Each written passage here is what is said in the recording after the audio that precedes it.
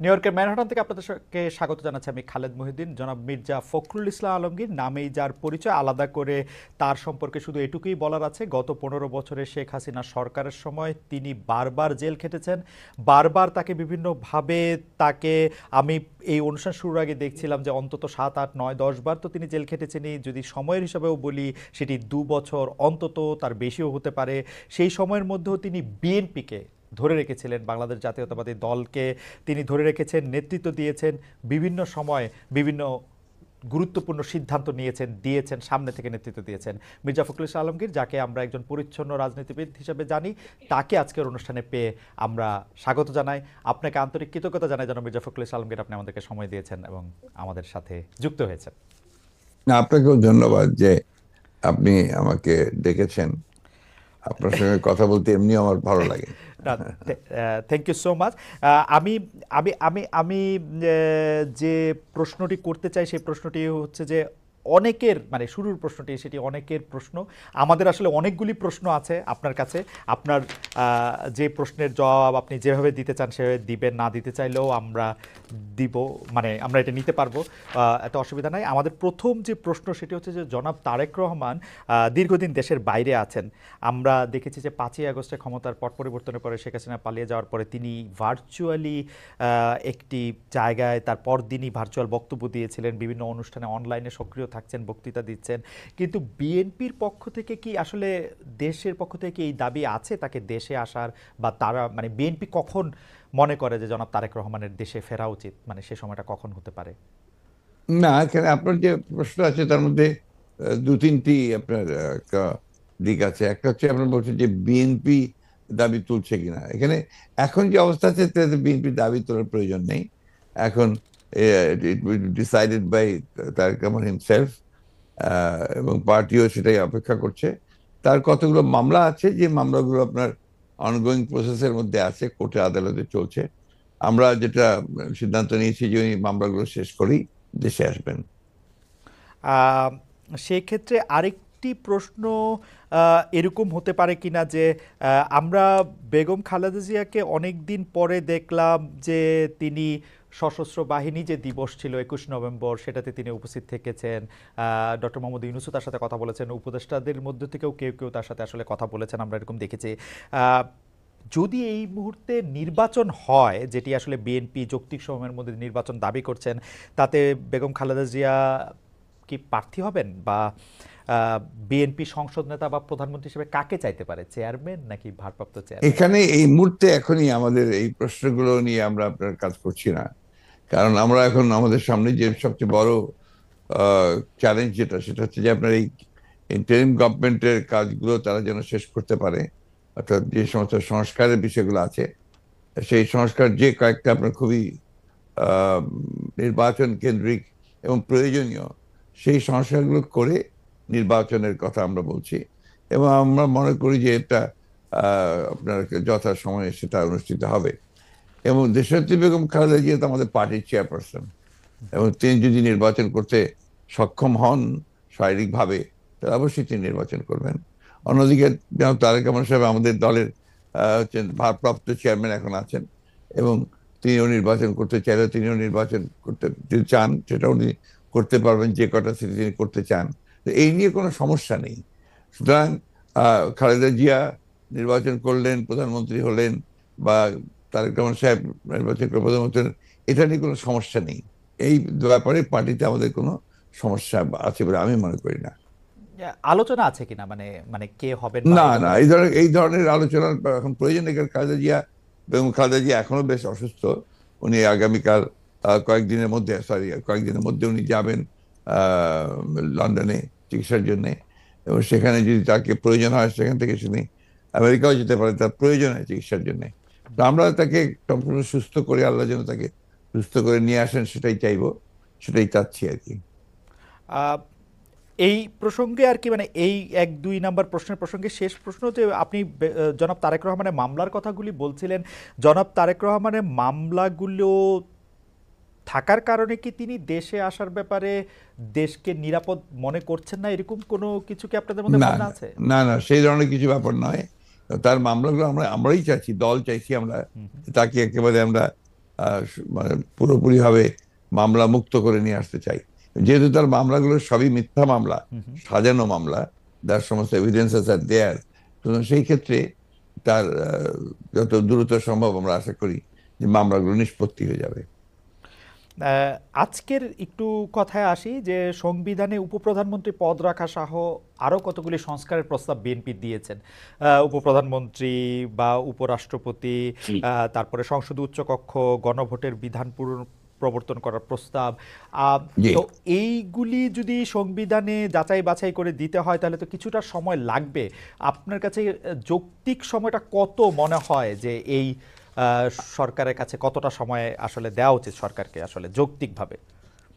আমরা এখন পর্যন্ত কোনো সময় বেঁধে দিইনি, এবং আমরা যেহেতু মনে করছি যে যে সরকার কাজ করছেন এবং ইতিমধ্যে কমিটিগুলো হয়েছে, আপনার কমিশনগুলো হয়েছে, কমিশনগুলো তারা দ্রুততার সঙ্গে কাজ করছেন, এবং আমরা আশা করি যে যত দ্রুত সম্ভব তারা করতে পারবেন।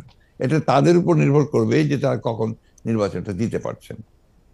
আম, আপনারা কোনো টাইম ফ্রেম, টাইম না, লাইন? আমরা কোনো টাইম ফ্রেম দেইনি। আমরা যেটা বলেছি যে একটা, যেটা আপনার লজিক্যাল, সেই সময়টুকু নিয়ে তারা করবেন।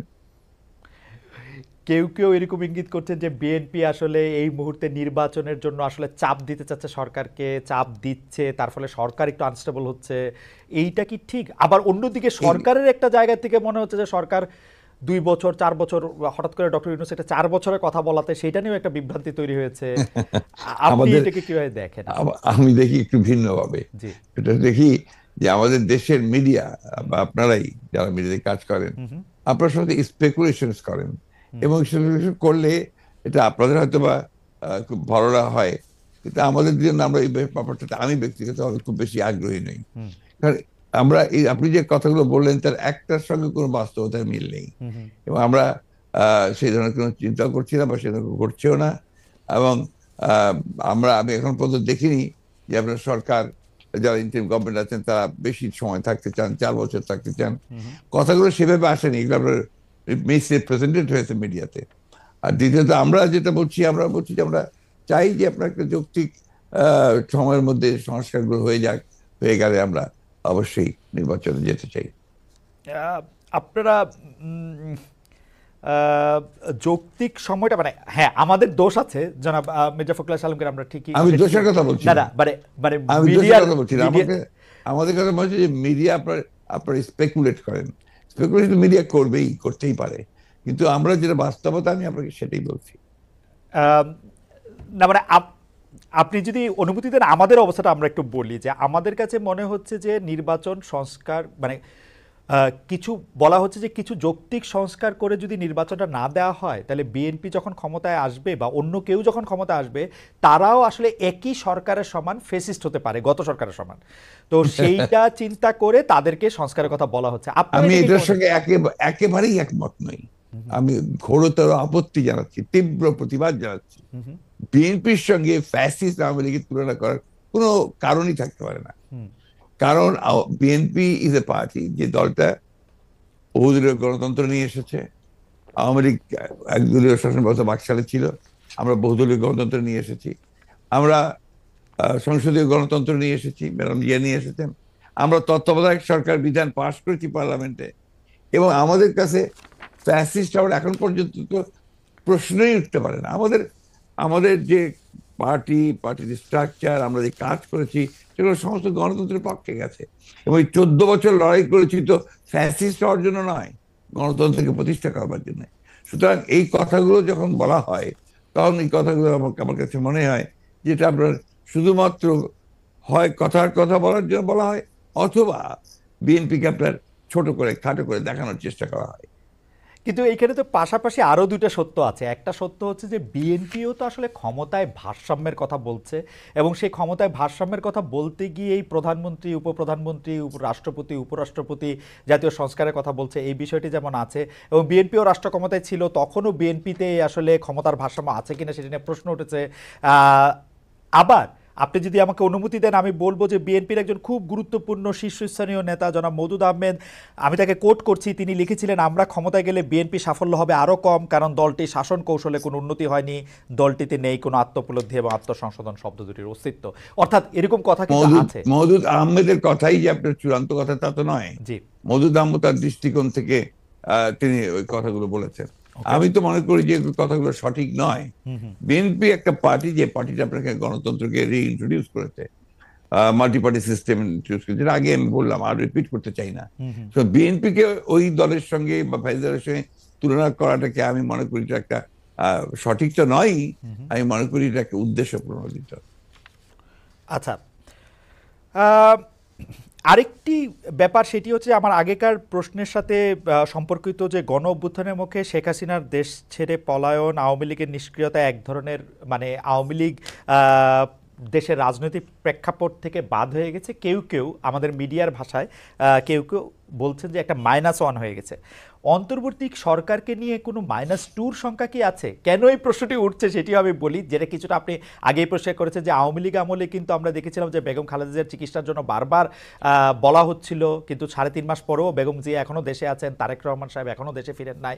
তো এইটার ক্ষেত্রে কি -2 কোনো আশঙ্কা আপনাদের মধ্যে রয়েছে কিনা অন্তর্বর্তী সরকারকে নিয়ে? এই -2 তো এসেছিল আপনার 111-এ। এখন আপনার এই -2 কোনো সমস্যা নেই। কারণ হচ্ছে যে আমরা আগেই বলেছি, আমি গতকাল একটা ইন্টারভিউতে বলেছি যে বিএনপিকে এখন আর কেউ মাইনাস করতে পারবে না। ঠিক আছে, এখানে একটা জিনিস আমাদের সবসময় মনে রাখতে হবে যে রাজনৈতিক দলটি পলিটিক্যালি ব্যাংক্রাফট হয়ে যায়। আওয়ামী লীগ তো এখন আসলে পলিটিক্যালি ব্যাংক্রাফট একটা রাজনৈতিক দল। আমি আগে থেকেই বলছিলাম কথাটা আর কি। তার কোনো রাজনীতি নেই। সে ক্ষমতাকে এমন ভাবে ব্যবহার করেছে তাদের ব্যক্তিগত স্বার্থে, দলীয় স্বার্থে না, প্রত্যেকের ব্যক্তিগত স্বার্থে। They have minted money like anything. দেশকে তারা একেবারে ফোকলা করে দিয়েছে এবং সেই দেশকে ফোকলা করে দিয়ে পালিয়ে গেছে, এবং এটা জনরোষে পালিয়েছে।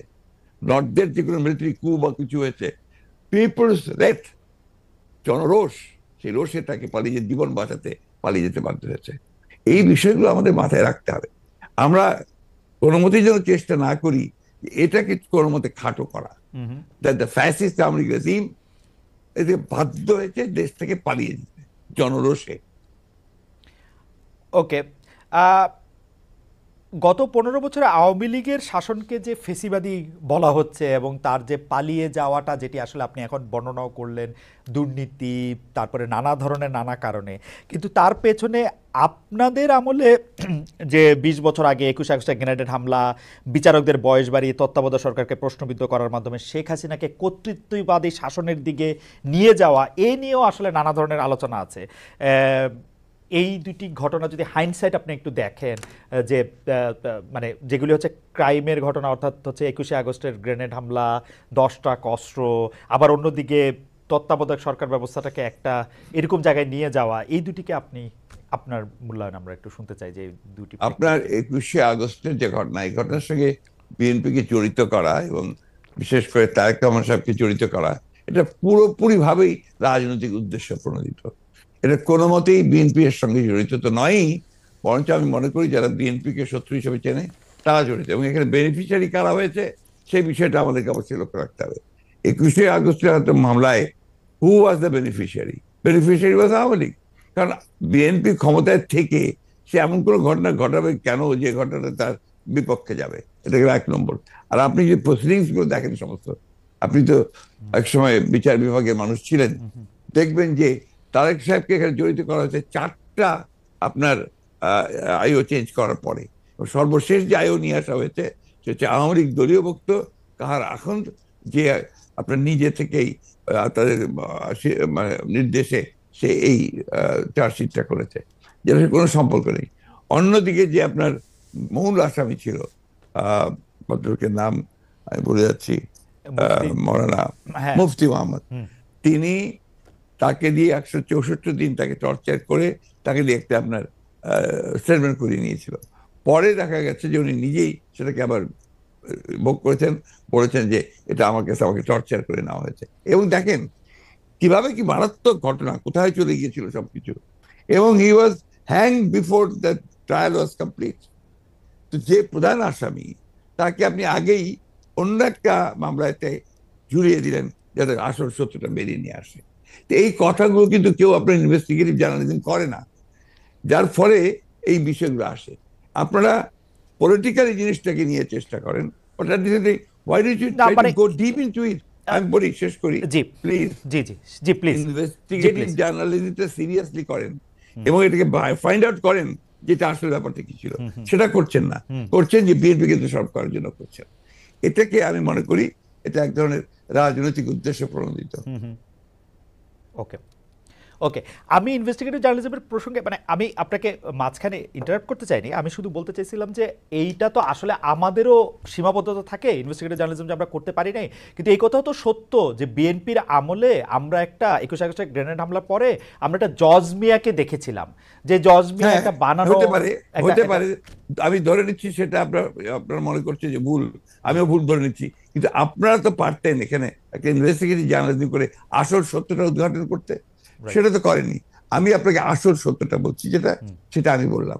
আপনি এই জিনিসগুলো তো আপনারা কখনোই তুলে ধরবেন না যে 4বার তার আয়ু চেঞ্জ করা হয়েছে, কখনোই তুলে ধরবেন না যে কার আকাঙ্ক্ষা দেওয়া হয়েছে যে আওয়ামী লীগের নমিনেশন চেয়েছিল, অবশ্যই তুলে ধরা, কখনোই তুলে ধরবেন না যে মুফতি মাহমুদকে বিচার শেষ হওয়ার আগে থেকে আপনার ফাঁসি দেওয়া হয়েছে। দিজ আর দ্য এভিডেন্সেস যেখানে আপনি পরিষ্কার বুঝবেন যে একটা শুধুমাত্র সাজানো মামলা, তাকে এখানে জড়িত করার জন্য এই কথাগুলো এসেছে। তত্ত্বাবধায়ক সরকার ব্যবস্থা বাতিল করার জন্য বা তত্ত্বাবধায়ক সরকার ব্যবস্থাকে প্রশ্নবিদ্ধ করার জন্য বিচারকদের বয়স বাড়ানো এবং একজন বিচারপতিকেই আসলে তত্ত্বাবধায়ক সরকার ব্যবস্থার প্রধান করার লক্ষ্য নিয়ে সেইটা করার কারণে বিচার মানে এই পুরো বিধানটাই এটা এটা দিস ইজ ইওর ন্যারেটিভ, এটা আমাদের ন্যারেটিভ নয়। আচ্ছা, আমরা মনে করি যে ওই সময় প্রয়োজন ছিল আপনার বয়স বাড়ানোর ব্যাপারটা, ওটা বাড়ানো হয়েছিল। ইট মে নট ওয়ার্ক, সেটা অন্য কথা। একটা জিনিস আপনি আবার ভুলে যাবেন না যে 1/11 আগে চক্রান্তটা একটা হয়েছিল। সে চক্রান্ত হচ্ছে যে আপনাদের সেই 9/11 ঘটেছিল তার আগে, আর এখানে আপনার কিছু পশ্চিমা দেশ একসাথে হয়ে চুইজডে ক্লাব তৈরি করেছিল, একই সঙ্গে ভারতবর্ষ তার সঙ্গে যুক্ত হয়েছিল, এবং তাদের মূল টার্গেটটা ছিল যে জাতীয়তাবাদী শক্তিকে এখান থেকে নির্মূল করা। এবং যেহেতু তারেক রহমান সাহেব জাতীয়তাবাদী শক্তির উঠতি নেতা ছিলেন, হি ওয়াজ দ্য রাইজিং লিডার, সুতরাং তাকে আপনারা মেলাইন করার জন্য, তার ভাবমূর্তি নষ্ট করার জন্য একটা পরিকল্পিতভাবে এই চক্রান্তগুলো করা হয়েছে এবং এই ক্যাম্পেইনটা চালানো হয়েছে, হুইচ ইজ টোটালি পলিটিক্যাল। অন্তর্বর্তীকালীন সরকার আসলেই আমরা আহ, আহ, আমরা আমরা আমরা আমরা দেখি যে এইটার সাথে আসলে নানান আশকথা পাশকথা যুক্ত হয়। আপনি যেটিকে আন্তর্জাতিক চক্রান্তের কথা আগের সরকার মানে 2007 সালের সরকার বললেন, এবার অন্তর্বর্তীকালীন সরকারের আগমনটাও কি আপনার কাছে একটা চক্রান্তের বিষয় বলে মনে হয়? কারণ আমরা দেখি যে প্রশ্ন উঠতে পারে না, প্রশ্ন উঠতে পারে কারণ না। আমরা দেখি যে এবারকার অন্তর্বর্তী সরকারের যে আগমন, এটা একটা জনগণ ছাত্রদের একটা সম্মিলিত আপনার আন্দোলন, একটা আপনার অভ্যুত্থানের ফলে। এখানে আপনি চক্রান্ত দেখছেন কোথায়? আমি এটাকে দেখছি যে এটা একটা বাংলাদেশের জনগণের একটা পুরোপুরিভাবে একটা বিপ্লবের আকাঙ্ক্ষা থেকে এটা এসেছে, এবং সেখান থেকে এসেছে যে they want to get rid of this fascist government, Hasina government, the murderer. তার বিরুদ্ধে আজকে আপনার জনগণ ফুঁসে উঠে। আপনি চিন্তা করে দেখেন, আপনি তো দেশে ছিলেন না, সেই সময় যদি দেশে থাকতেন তাহলে দেখতেন শিশু, নারী, বৃদ্ধ কেউ ঘরে ছিল না, সব বেরিয়ে পড়েছিল। কারণ এই ফ্যাসিস্ট আমেরিকার হাতে প্রায় শত শত হাজার হাজার ছেলে মেয়েরা নিহত হয়েছে, হত্যা করেছে। না, দেশে না থাকলেও আমি আসলে এই খবরগুলি সবসময় দেখছিলাম আমার নিজস্ব সোর্স থেকে, আমাদের লোকজন। এখন তো আমি মনে করি যে আমাদের সকলের উচিত, যারা আমরা দেশকে ভালোবাসি, গণতন্ত্রে বিশ্বাস করি, আমাদের এই বিষয়গুলোকে হাইলাইট করা। আমরা ফ্যাসিস্টদের যে বয়ান, যে বক্তব্য, সেই বক্তব্য যেন ফিরে না যায়। আপনি যে প্রশ্নগুলো আনলেন, সবই হচ্ছে আপনার ফ্যাসিস্টদের বক্তব্য। ওকে, আমি ওই সময়কার কথায় আমি আপনার কথায় একমত যে এই বয়ানগুলি আওয়ামী লীগ আসলে গত 15 বছর ধরে বিভিন্নভাবে বিভিন্ন মাধ্যমে এটি দিতে চেষ্টা করেছে। আমরাও আপনার মাধ্যমেই বা বিএনপির শীর্ষ নেতৃবৃন্দের মাধ্যমে সেটি আসলে আপনাদের অবস্থান জানতে চেয়েছি, আপনারা কনসিস্টেন্টলি আপনাদের অবস্থান জানিয়েছেন। আমি এই সময়কার কথায় আসি। এইবারের যেটিকে আপনি জনগণ এবং ছাত্রদের আন্দোলন আপনি বলছেন, যে আপনার কাছে কি মনে হয় না যে এই আন্দোলনটি বিএনপির নেতৃত্বে হলে, বা বিএনপি যত বছর ধরে এই আন্দোলনটি করতেছিল সে বিএনপির নেতৃত্বে যদি আন্দোলনটি সফলতা পেত, তাহলে আসলে এই যে সরকার এবং সরকারের মধ্যে যে বিভিন্ন দুর্বলতার কথা আমরা শুনছি নানাভাবে, সেটি হতো না? আবার অন্যভাবে প্রশ্ন করলে, যে এই আন্দোলনটিতে যে বিএনপি নেতৃত্ব দিয়ে সফল হতে পারল না, সেইটাকে আপনি কিভাবে মূল্যায়ন করেন? দুটো জিনিস। একটা হচ্ছে যে এখানে আপনার বিএনপি নেতৃত্বে হলে অনেক ভালো হতো, বিএনপি নেতৃত্বে হয়নি এ কথাটা বলছেন কেন? বিএনপি তো এর মধ্যে শেষ দিন পর্যন্ত, শেষ মুহূর্ত পর্যন্ত ছিল এই আন্দোলনে। এই ছাত্র জনতার আন্দোলন শুরু হয়েছে 2 মাস হলো, তার আগে তো আমরা মাঠে, এবং আমরাই আপনার মাঠেছি, আমরা জেলে গেছি, আমাদের 60 লক্ষ লোকের বিরুদ্ধে মামলা হয়েছে, আমাদের 700-র উপরে মানুষ আপনার গুম হয়ে গেছে, ইলিয়াস আলী সহ। এইটা তো আমরা, আমাদের 15 বছর ধরে এটা চলছে, এবং অকথ্য অত্যাচার নির্যাতন আমাদেরকে সহ্য করতে হয়েছে। এবং ছাত্ররা যখন এসছে, তখন আপনার তারা যে প্রথমে কোটা আন্দোলন, তারপরে সেই হত্যা, পরে সাথে সাথে তারা আপনার এক দফা আন্দোলনে গেছে। We have given total support to them. আপনি সেই সময়কার পত্রিকাগুলো দেখুন, আমার বক্তব্যগুলো দেখুন। আমি প্রতিদিন সেই সময় আপনার প্রেস কনফারেন্স করেছি ওই কয়েকটা দিন, এবং ওই দিন সম্পূর্ণ আমি ছিলাম। আমরা এখানে বিভক্তি আনতে চাই না। না, আমরা এখানে মনে করি, এটা বিভক্তি না। আমি আমার বক্তব্যটা শেষ করে ফেলি ভাইয়া। জি জি, প্লিজ প্লিজ। সেটা হচ্ছে যে এই বিষয়টাকে আমরা এক করে দেখতে চাই। এখন যে কোনো ধরনের একটা মিসআন্ডারস্ট্যান্ডিং তৈরি হওয়া, বা একটা ভুল বুঝবুঝি হওয়া, সমঝোতার অভাব হওয়া, এটা কিন্তু দেশের জন্য এই মুহূর্তে এতটুকু মঙ্গলজনক হবে না। না, এটা আমি আপনার সাথে দ্বিমত পোষণ করছি না, কিন্তু আপনি বলছেন যে আপনি আসলে সাপোর্ট দিয়েছিলেন, আপনার সেই ব্যাপারে কোনো সন্দেহ নেই। আমরা প্রতিদিন আপনার বক্তব্য আমরা মিডিয়ায় দেখেছি, সরাসরি দেখেছি, বক্তব্য দেখেছি। আমার প্রশ্ন, আপনারা তো সাপোর্ট দিয়েছিলেন, কিন্তু লিডারশিপটা ছিল যে আসলে ছাত্রদের হাতেই, তাই তো? মানে এটা নদী, এই জায়গাটাতে আপনি যাচ্ছেন কেন? আমরা তো লিডারশিপ, এখানকার লিডারশিপটা আমরা ক্লেম করিনি। আমরা ক্লেম করেছি যে আমরা শেষ মুহূর্তের লিডারশিপটা আমরা দিয়েছি, একটা ক্লেম করিনি তো। ওটা যাচ্ছেন কেন? আমরা বলছি যে ছাত্ররা শেষ মুহূর্তে, যে আমি তো আমার বক্তব্য বলেছি যে গোল আমরা তৈরি করে দিয়েছি, কিকটা করেছে ছাত্ররা। ওকে, আমি সেটা বারবার বলেছি যে এটা মাঠের মধ্যে বল তৈরি করে দিয়ে গোলের সামনে নিয়ে এসেছি আমরা, তারা কিক করেছে, সেভাবে ফ্যাসিস্টের কাছে। That's point. আপনার কাছে কি মনে হয় যে ওই সময় যে সরকারটি গঠিত হলো, অর্থাৎ শেখ হাসিনা পালিয়ে যাওয়ার পরে যে সরকারটি গঠিত হলো, সেই সরকারটি গঠনের পরে যে সেই সরকারে কি আপনাদেরও থাকা উচিত ছিল? আপনার মনে হয় এরকম যে মানে এটা একটি জাতীয় সরকার? না, আমি প্রায় এই ব্যাপারে আমি খুব পরিষ্কার কথা বলি যে আমরা এই সরকারে থাকতে চাইনি। কারণ আমরা মনে করেছি যে মূল বিষয়টা যেটা থাকবে সেটা কি আপনার নিরপেক্ষ, নির্দলীয় হলে সব দিক দিয়ে ভালো হবে।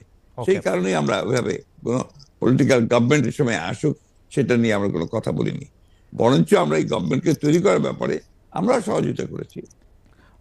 নির্দলীয় নিরপেক্ষ থাকুক, সেটি আপনারা চেয়েছেন। এই প্রশ্নতে পরে আসছে, ডক্টর মোহাম্মদ ইউনূস এই সরকারের প্রধান হবেন, এটি বাছাই কি আপনাদের ভূমিকা ছিল? অবশ্যই, আমরা সবাই মিলিত আমরা কথা বলেছি, ছাত্ররা বলেছে। কারণ আমাদের সামনে অপশন তো খুব কম ছিল যে কয়জন ব্যক্তি সারা দেশে সর্বজনপ্রিয় হবে অথবা আপনার সকলের কাছে গ্রহণযোগ্য হবে, তার মধ্যে ডক্টর ইউনূস ডেফিনেটলি নাম্বার 1। ইতিহাসের খাতিরে একটু জানতে চাইছি, was he the only option? No, not necessarily only option, but he was the number 1 option. এবং আপনাদের মাধ্যমেই সেটা টেবলড হয়েছিল? ডেফিনেটলি, ওরা ছাত্ররাও করেছে, দিয়েছে, আমরাও দিয়েছি।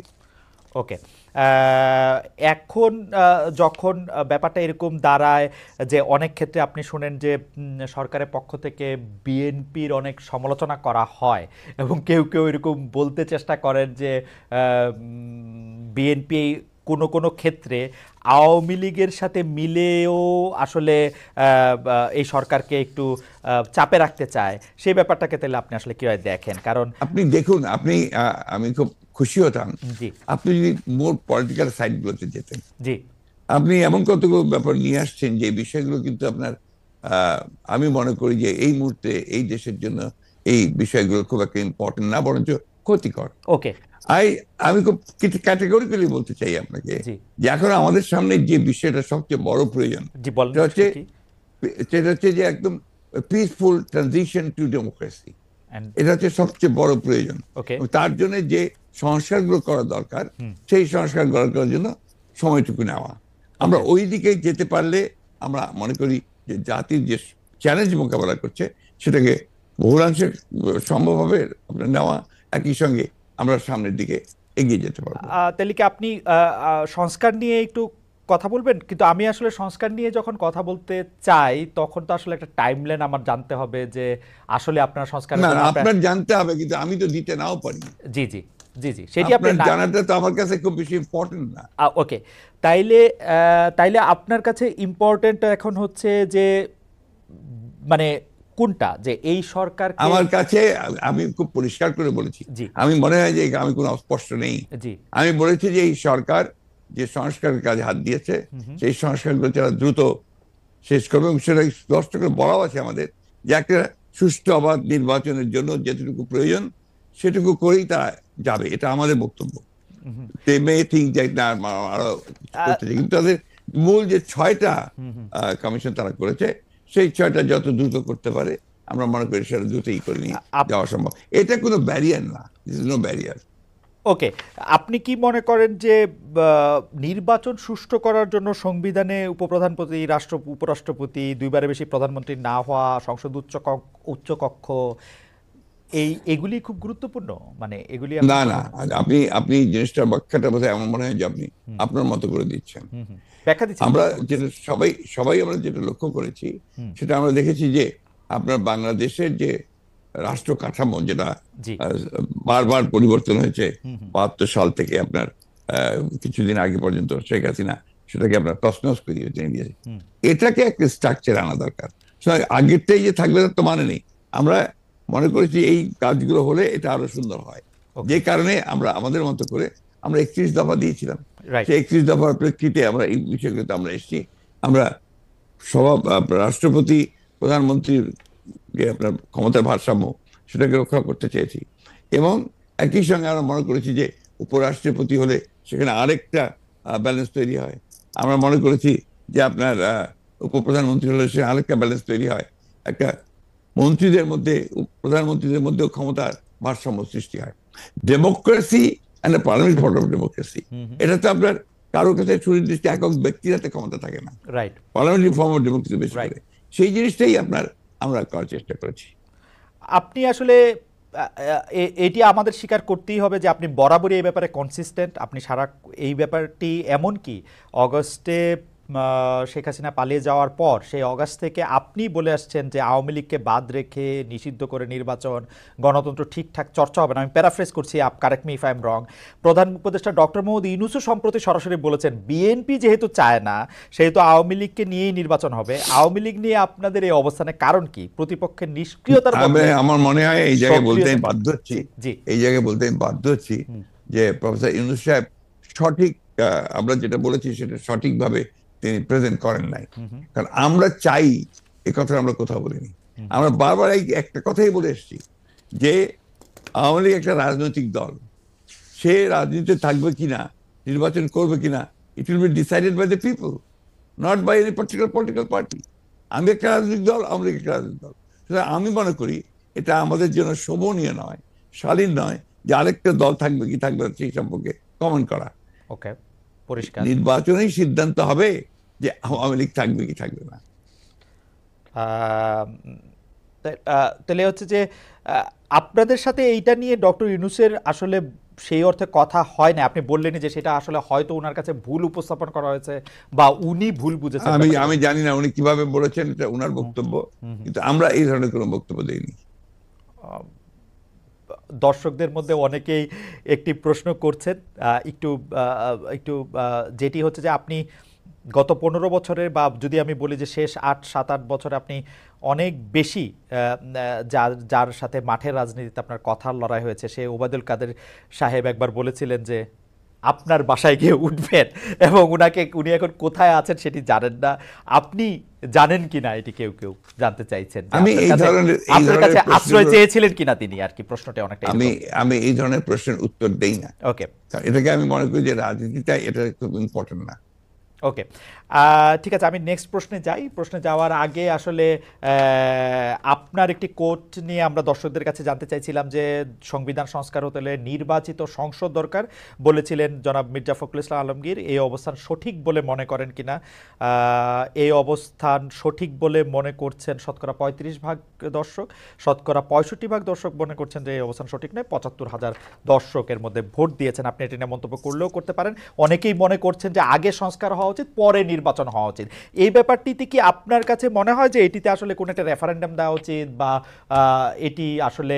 দেখুন, রেফারেন্ডাম দিলেও তো আপনার কনস্টিটিউশন অ্যাসেম্বলি লাগবে। রেফারেন্ডাম দিবে কে? আপনার মূল জায়গাগুলোতে আপনার ওইভাবে আলোচনা করতে আসলে না, আপনার যে আসলে এই সিদ্ধান্তগুলো নিতে হবে তো একটা ইলেক্টেড বডিকে। রাইট। সেই ইলেক্টেড বডি কনস্টিটিউশন অ্যাসেম্বলি হতে পারে, পার্লামেন্ট হতে পারে। আপনি সংবিধান যখন আপনি পাস করবেন, সেই সংবিধান পাসটা করবে কে? কে করবে? Who's the authority? সংবিধান নিয়ে যখন কথা উঠলো তখন আরেকটা জনপ্রিয় কথা এরকম যে এই সরকারের আসলে সংবিধানের এত অনুগামী হওয়া দরকার ছিল না যে আসলে সংবিধানটাকে, আপনি কি এটা মনে করেন? কেন সরকারের সংবিধান নিয়ে অনুগামী হওয়া দরকার ছিল না কেন? কারণ এটি ফেসিস্ট হাসিনার সংবিধান, মানে যারা যেটি বলছেন সেটির কথা আমি বললাম আর কি। না, বিষয়টা তো হচ্ছে কি, ফ্যাসিস্টের সংবিধানকে আপনি বিপ্লব করে উড়িয়ে দেন, বাতিল করে দেন, সেটা আপনারা করেন নাই। সেটা তো এই সরকার করে নাই, বা তারা করতে পারে নাই। এটা যদি আপনার বাতিল করে দিত, সংবিধানকে উড়িয়ে দিত, একটা বিপ্লবী সরকার গঠন করতো, তাহলে এই প্রশ্নগুলো আসতো। এখন এই প্রশ্নগুলো অবান্তর। এখন এই প্রশ্নগুলো করা মানেই হচ্ছে আপনার পিছন থেকে চলে যাওয়া এবং এটাকে ড্র্যাগ করা। আমি মনে করি এই আলোচনাগুলো খুব বেশি প্রয়োজন নেই। আচ্ছা,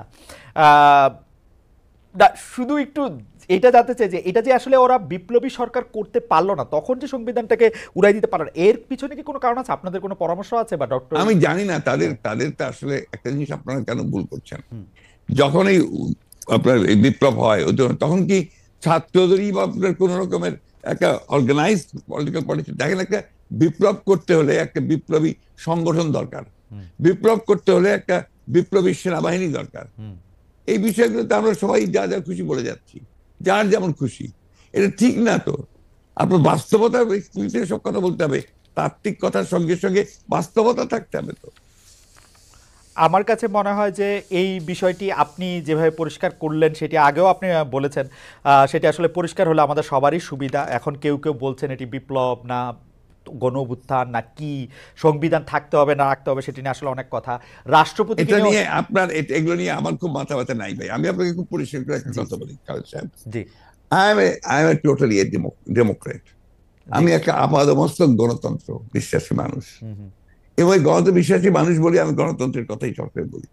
এটা তো হয়তো কেউ এগ্রি করবে, কেউ এগ্রি করবে না, কেউ বিভিন্ন কথা বলবে, কেউ বুঝতে পারবে না। কিন্তু আমি এটা বুঝি, যেহেতু একসময় বিপ্লবী দল করেছি, একসময় বিপ্লবের কথা বলেছি, বিপ্লবও করেছি, যুদ্ধও করেছি। আমি যেটা বুঝি সেটা হচ্ছে যে বিপ্লব যদি কেউ করতে চায়, তাহলে তাদেরকে বিপ্লবী সংগঠন লাগবে। বিপ্লব যদি করতে হয়, তাদেরকে বিপ্লবী সেনাবাহিনী লাগবে। তা নাহলে ওই বিপ্লবকে এক মুহূর্তের জন্য কন্টেইন করা যাবে না। ওকে, আপনি গণতন্ত্রের কথা বলেন বলেই আপনার কাছে আসলে আমাদের প্রশ্ন বারবার যে আপনি সব মানুষের সমান অধিকারের কথা, গণতন্ত্রের কথা বলতে গিয়ে আপনি সব মানুষের সমান অধিকারের কথা বারবার বলছেন, সবার নিরাপত্তার কথা বলছেন, অথচ শাহবাগে সোমবার আন্দোলনরত সনাতনীদেরকে যুবদলের নেতৃত্বে লাঠিসোঁটা দিয়ে ধাওয়া দেওয়া হয়েছে বলে আমরা পত্রিকায় পড়েছি। আমরা যে কাজ প্রশাসনকে, পুলিশকে, সরকারি দলের লোকজনকে করতে দেখি, সেই দায়িত্ব আসলে যুবদল কেন নিচ্ছে? আপনি এটা নিয়ে কিছু বলবেন? এই দায়িত্বটা যুবদলের উপরে কেন চাপাচ্ছেন আপনারা? যুবদল যে করেছে তার প্রমাণ আছে কেন? ওয়াই দিস এই ধরনের বক্তব্য যাওয়ার চেষ্টা হচ্ছে কেন? আপনি সবসময় আমরা লক্ষ্য করেছি যে একটা এই ধরনের ঘটনাগুলোর সঙ্গে বিএনপিকে জড়িত করার চেষ্টা করা হয়। এই ধরনের ঘটনাগুলোর সঙ্গে এটা কোনো মতেই বিএনপির সঙ্গে কোনো সম্পর্ক নেই। এটা was the government, the police, তারা করেছে এটা। আর সেই সঙ্গে আপনার সেই যারা আপনার হয়তো সেখানে ছিল, তারা করেছে। যুবদলের কেউ এটার সঙ্গে জড়িত ছিল না। তার মানে এবং যুবদল এজ এ পার্টি কখনোই ছিল না। তার মানে bdnews24.com-এর যে রিপোর্টটা আমরা পড়ছি সেই রিপোর্টের ক্ষেত্রে এই কথা বলা হয়েছে, তাহলে এটা আসলে ঠিক না। আমি এই রিপোর্টের সঙ্গে একমত নই। ওকে,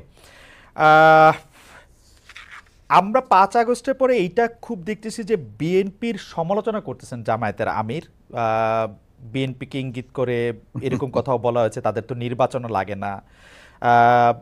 আওয়ামী লীগ ইতিমধ্যে যা দখল করেছিল, আওয়ামী লীগ ফুটপাত থেকে শুরু করে সব বিএনপি দখল করে নিয়েছে, যা আওয়ামী লীগ 15 বছর সাজিয়েছিল তা দখল করে নিয়েছে, এই 80 ভাগ দখল করে নিয়েছে, ইত্যাদি ইত্যাদি। এই ব্যাপারটাকে আসলে পলিটিক্যালি আপনি কিভাবে দেখছেন, যে মানে আসলে মানে আমি পলিটিক্যালি ভাই ভিন্নভাবে দেখি। আমি ব্যক্তিগতভাবে আমি খুব পজিটিভ মানুষ, আর আমি আপনার ঠিক ওই নিন্দুকের পর্যায়ে পড়ি না ব্যক্তিগতভাবে। মেবি আমার পলিটিশিয়ান হিসেবে দুর্বলতা হতে পারে। আমি প্রত্যেকটা জিনিসকে আপনার সামনে ফরওয়ার্ড লুকিং দেখতে চাই এবং একটা পজিটিভ ভাবে দেখতে চাই। তো সেই কারণেই আপনার জামাত ইসলাম কি বললো না বললো, কবে কি বলেছে না বলেছে, এগুলো আমি খুব বেশি দেখি না। আপনাকে আমি সত্য কথা বলছি। আমি মনে করি যে জামাত ইসলাম আমাদের সঙ্গে ইতিপূর্বে ফ্যাসিস্ট বিরোধী আন্দোলন ছিল। তারা যদি, আমরা যুগপৎ আন্দোলন করেছি, তারা যদি আমাদের সঙ্গে আবারও থাকে এবং করে, তখন আমরা সেগুলো চিন্তা করে দেখবো যে তাদের সঙ্গে আমরা কাজ করতে পারবো কি পারবো না। তো জামাত ইসলামের সঙ্গে এই যে একটা বিরোধ সৃষ্টি করার চেষ্টা, বা অন্যান্য দলগুলোর সঙ্গে বিরোধ সৃষ্টি করার চেষ্টা, গণতান্ত্রিক দলগুলোর সঙ্গে বিরোধ সৃষ্টি করার চেষ্টা, এটাকে আমি মনে করি এটা বোধহয় গণতন্ত্রের জন্য খুব শুভ নয়। আমরা এটি দেখেছিলাম যে এই শেখ হাসিনা সরকারের সময়ও আপনি সব সময় সব রাজনৈতিক দলের সাথে সংলাপ, আলোচনা, কথাবার্তা প্রাধান্য দিয়েছেন। যারাই আপনার কাছে এসছেন বা যারাই আপনাদের সাথে কথা বলতে চেয়েছেন তাদের সাথে কি ধরেন আমরা এক ধরনের নাগরিক ঐক্য দেখেছিলাম, মানে নাগরিক ঐক্যকে আমরা একসাথে দেখেছিলাম। আমরা দেখেছিলাম যে ডক্টর কামাল হোসেনের দলের সাথেও আপনাদের একটা ওই ঐক্যগুলির বা ওই রাজনৈতিক দলগুলির সাথে বিএনপির কথাবার্তা বা প্ল্যাটফর্মটা এখন কেমন? মানে আমি আর নাম না বললাম। খুবই ভালো। জি, আমাদের প্রত্যেকটি দলের সঙ্গে প্রত্যেকেরই আপনার অত্যন্ত চমৎকার একটা আপনার যোগাযোগ আছে।